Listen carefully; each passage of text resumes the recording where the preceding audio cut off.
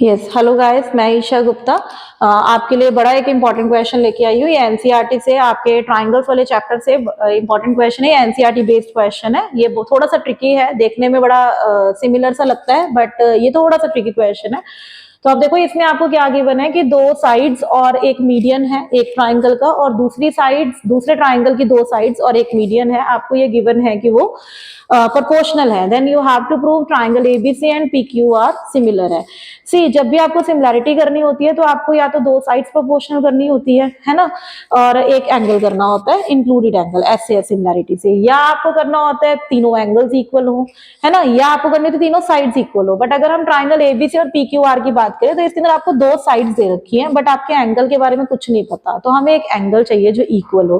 तो हम वो चीज अब आप फाइंड आउट करेंगे। तो उसमें क्या करेंगे, ट्राइंगल एबीसी और पीक्यूआर आपको ऐसे दिए हुए हैं, जिसके अंदर आपको ये गिवन है कि इस ट्राइंगल की AB और इस ट्राइंगल की PQ, ऐसे ही इस ट्राइंगल की AC और इधर वाले ट्राइंगल की PR, ऐसे ही मीडियन की अगर हम बात करें तो AD अपॉन PM आपको गिवन है।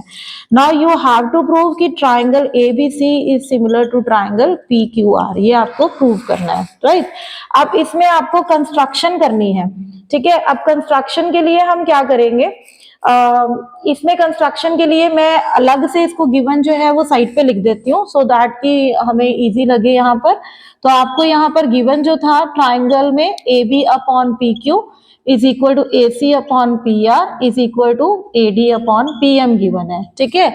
आपको प्रूव करना है कि ये ट्राइंगल सिमिलर है, इसको ट्राइंगल को सिमिलर प्रूव करना है। और इसके लिए अब आपको कंस्ट्रक्शन करनी पड़ेगी। आपको इस तरह से कंस्ट्रक्शन करनी है, इसको आगे इस तरह से एक्सटेंड करना है, सो दैट आपको AD को एक्सटेंड करना है E तक, और ऐसे ही इसको भी एक्सटेंड करना है N तक, ठीक है।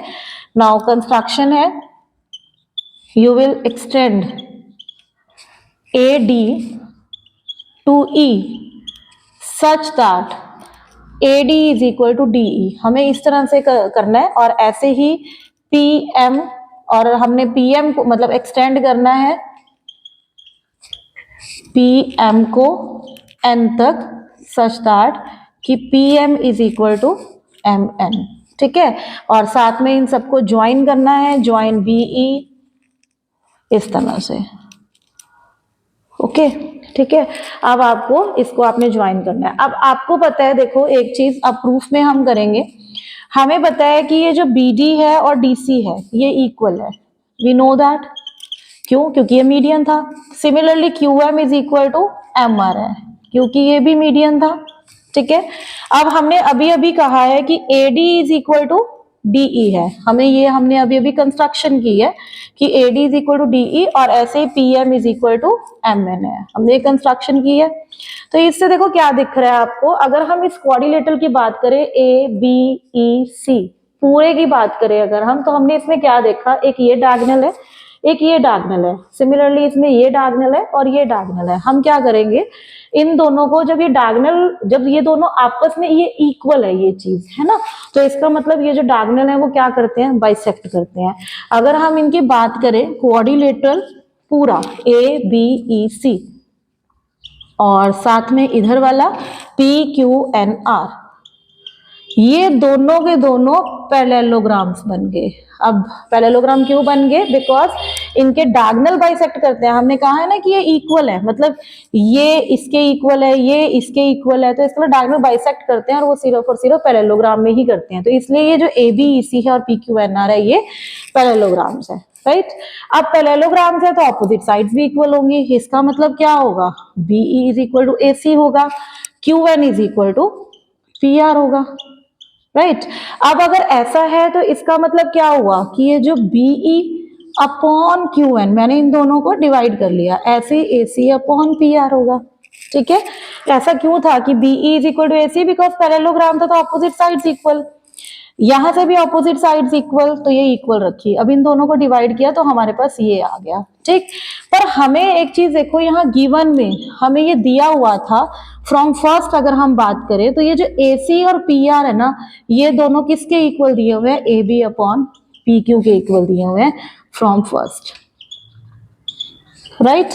इसका मतलब क्या हुआ, ये जो BE अपॉन QN है that is equal to A B upon P Q. इसको हम इक्वेशन नंबर 2 बना के छोड़ देंगे, यानी BE upon Q N is equal to A B upon P Q.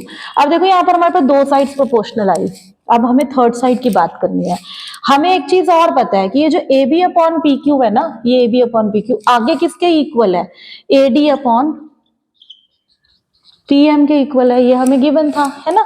तो इसका मतलब ये हमारे पास क्या बन गया, BE upon Q N is equal to A B upon P Q is equal to A D upon P M. मैं इसको डबल कर दूं, क्या फर्क पड़ता है, दोनों साइड से डबल कर दिया।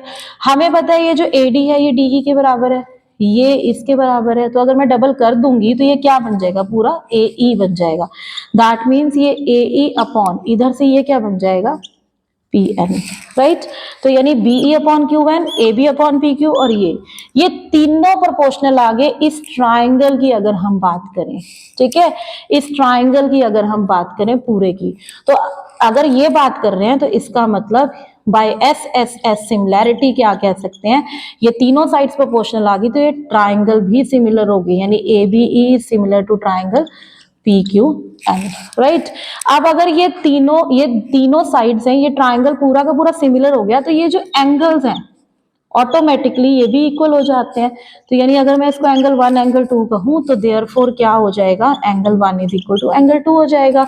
और अगर हम बात करें सिमिलरली, ये तो मैंने इस साइड का लिया, ऐसे हम इसको भी तो प्रूव कर सकते थे, तो हम ये कह सकते हैं कि angle 3 is equal to angle 4 भी हो जाएगा। अगर ऐसा है तो इन दोनों का सम भी इक्वल हो जाएगा, यानी इसका मतलब एंगल ए और एंगल पी भी इक्वल हो जाएगा, ठीक है।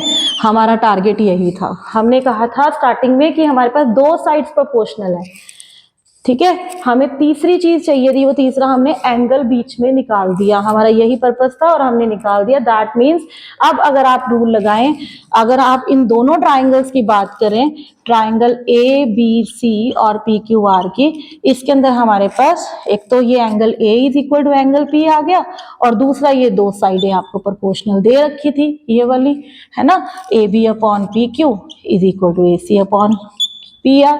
तो by S A S similarity से ये ट्राइंगल क्या हो गए, सिमिलर हो गए। हमें यही तो प्रूफ करना था, राइट। तो मतलब ये क्वेश्चन थोड़ा सा ट्रिकी है, एक बार आप इसको देखेंगे, बहुत ही इंपॉर्टेंट क्वेश्चन है ये एनसीईआरटी के हिसाब से, ठीक है। Thank you.